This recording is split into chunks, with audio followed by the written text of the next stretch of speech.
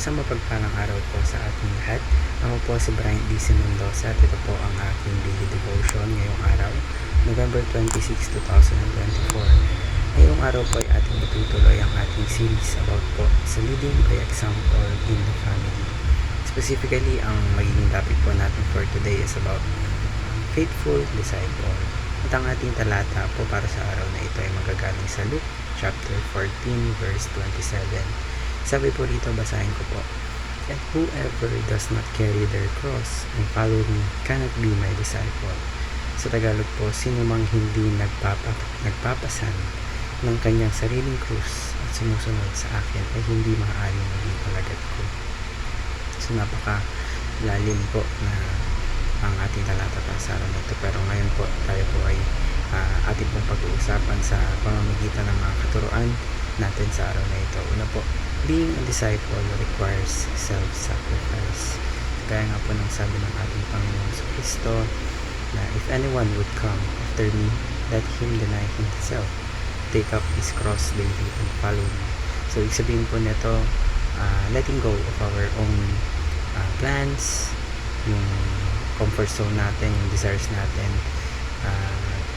para i-follow yung kanyang will is it's not always easy, hindi po madali, but it is the cost of being his disciple. So self-sacrifice po, it is about putting God over others or before yourself. So dapat kapag tayo po ay isang tagasunod ng ating Panginoong sa Kristo, that we are self-sacrifice, sabihin ititigil na po natin ang pagtitiwala natin sa ating sarili at yung mga bagay na ating ginagawa ay nakaayon na sa ating Panginoon sa Kristo.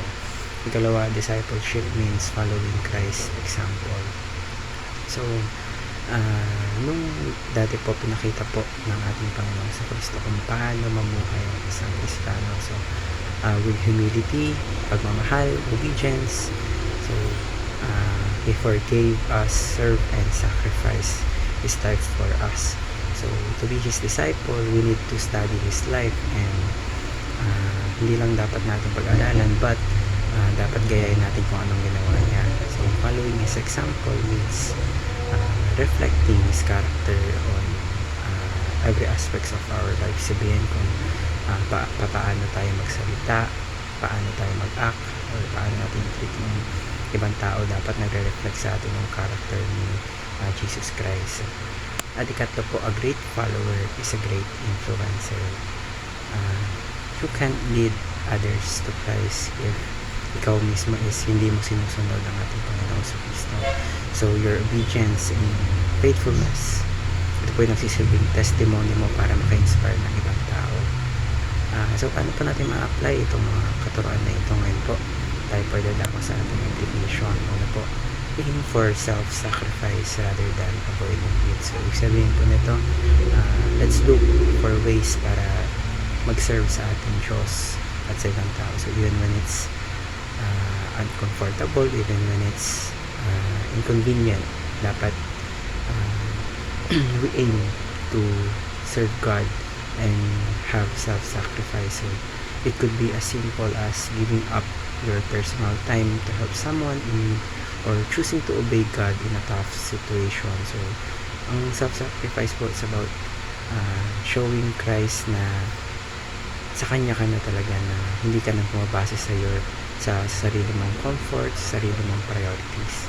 Ikalawa, become imitators of Christ's way of life. So para ma-imitate mo ang ating Panginoon sa Kristo, kailangan mo munang malaman kung sino siya, kung anong ginawa niya para sa atin. So paano po tayo mag-start? So for example, let's read the gospel para makita natin kung paano tayo minahal ng ating Panginoon sa Kristo, paano tayo minahal, paano tayo pinatawad, paano tayo pinagsilbihan.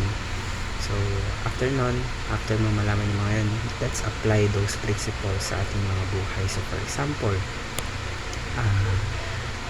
forgiveness, patawarin po natin yung mga tao na nakasakit sa atin. So serve someone without expecting something in return. Huwag ka mag-expect ng kapalit sa mga bagay na ginagawa mo. Or for example, you spend time in prayer, gaya ng ginawa ng ating Panginoong Jesus noon. So lastly po is be a great follower to become a great influencer.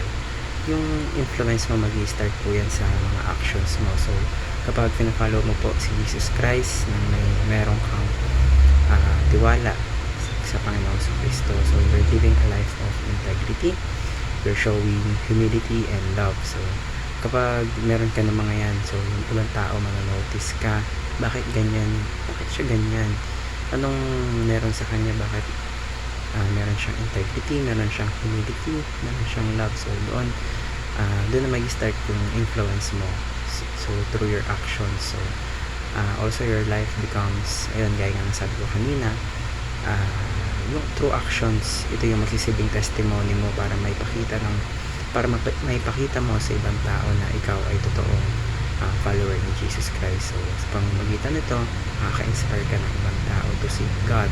So simply because they see Him working through you. So marami po tayong natutunan sa araw na ito.